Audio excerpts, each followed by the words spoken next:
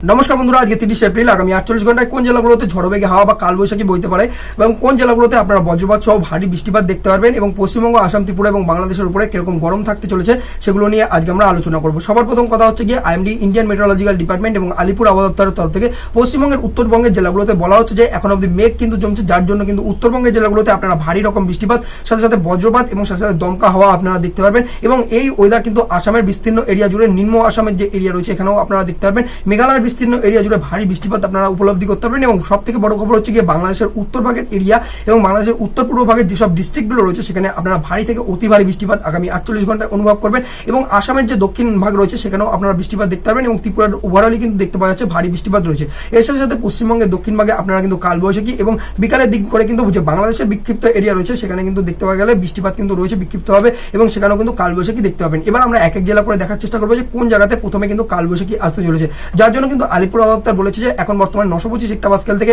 দেখতে গেলে একটা অ্যান্টি সাইক্লোন বর্তমানে বঙ্গোপসাগরে রয়েছে এবং এই হাওয়ায় পুরোপুরিভাবে আমাদের সমুদ্র তটের যেসব জেলাগুলো রয়েছে এবং মেদিনীপুর, পূর্ব মেদিনীপুর, পশ্চিম মেদিনীপুর, নর্থ 24 পরগনা, সাউথ 24 পরগনার এরিয়া এবং বাংলাদেশের যশোর, খুলনা, পিরিজপুর, নোয়াখালী, হাবিগঞ্জ,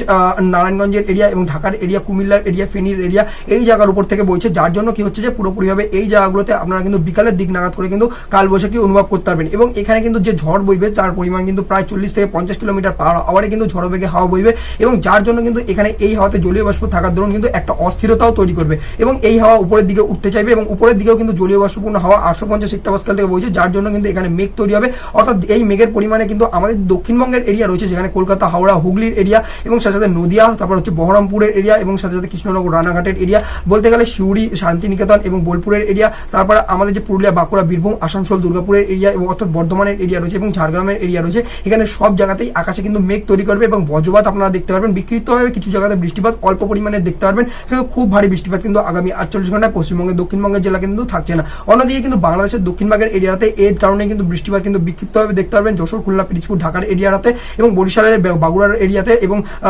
দেখতে গেলে নোয়াখালীর এরিয়াটাতেও আপনারা কিন্তু প্রায় 10 মিলিমিটার পর্যন্ত বৃষ্টিপাত উপলব্ধি করতে পারবেন। এবার যদি আমরা দেখার চেষ্টা করি যে উত্তর ভাগের কোন জেলাগুলোতে বৃষ্টিপাত থাকতে চলেছে এবং কোথায় কোথায় কিন্তু ভারী বৃষ্টিপাত কিন্তু থাকার জন্য কমলা সতর্কবার্তা জারি করা রয়েছে। এখন অব্দি দেখতে গেলে 850 হেক্টোপাস্কেলে যেভাবে হাওয়া বইছে এবং 925 হেক্টোপাস্কেল থেকে যেভাবে হাওয়া বইছে, তো দেখতে গেলে এই দুটো হয় কিন্তু পাহাড়ে ধাক্কা খেয়ে কিন্তু দেখতে গেলে পুরোপুরিভাবে এই জায়গাটাতে একটা সাইক্লোনিক সার্কুলেশন তৈরি করেছে আর এই হাওয়াতে পুরোপুরিভাবে কিন্তু ঘিয়ে আগুন ঢালার মতো কাজ করছে 500 হেক্টোপাস্কেলের ম্যাপ, যার জন্য কিন্তু দেখতে গেলে এখান থেকে সাব টপিক্যাল যে মানে জেট স্ট্রিম বইছে যেটা মেনলি কিন্তু ওয়েস্টার্লি হাওয়া হয়, তো এই হাওয়ার গতিবেগও বেশি রয়েছে। এবার এর জন্য কিন্তু পুরোপুরিভাবে এই যে উত্তরবঙ্গের এরিয়াটা রয়েছে সেখানে পুরোপুরিভাবে খুব ভাবে কিন্তু মেঘ তৈরি হয়েছে এবং এই মেঘে কিন্তু জলীয় বাষ্প রয়েছে আর যার জন্য কিন্তু আমাদের যে উত্তরবঙ্গের এরিয়া রয়েছে যেখানে জলপাইগুড়ি, কুচবিহারের এরিয়া, দিনহাটা, ফালাকাটা, মাথাভাঙার এরিয়া, কুচবিহারের এরিয়াটাতে এবং সাথে সাথে কিন্তু আলিপুরদুয়ার এবং দার্জিলিং, কালিম্পংয়ের এরিয়া, এখানে আপনারা ভারী বৃষ্টিপাত দেখতে পারবেন। প্রায় কিন্তু দেখতে গেলে মানে 40 মিলিমিটার পর্যন্ত বৃষ্টিপাত দেখতে পারবেন এবং বজ্রপাত, খুবই বৃষ্টিপাত সাথে সাথে বজ্রপাত দেখতে পারবেন এবং সাথে সাথে কিন্তু ঝড় বেগে হাওয়া বা দমকা হাওয়াও কিন্তু উপলব্ধি করতে পারবেন এবং এই হাওয়ার পরিমাণ এতটাই থাকবে বা বলা যেতে পারে যে এই হাওয়াতে জলীয় বাষ্প এতটাই রয়েছে যার জন্য কিন্তু আমাদের বাংলাদেশের যে উত্তরভাগ রয়েছে রংপুর, রাজশাহীর এরিয়া এবং সাথে সাথে মৌলভীবাজার, সিলেট, ঢাকার এরিয়া এই জায়গাগুলোতেও আপনারা ভারী বৃষ্টিপাত দেখতে পারবেন। কুমিল্লা, হাবিগঞ্জ, মৌলভীবাজারের এরিয়াটাতেও আপনারা ভারী বৃষ্টিপাত দেখতে পারবেন এবং এর প্রভাব কিন্তু যে আসাম রয়েছে, আসামের যে নিম্ন আসাম রয়েছে অর্থাৎ হচ্ছে গিয়ে গুয়াহাটির এরিয়া এবং সাথে সাথে বঙ্গাইগাঁও,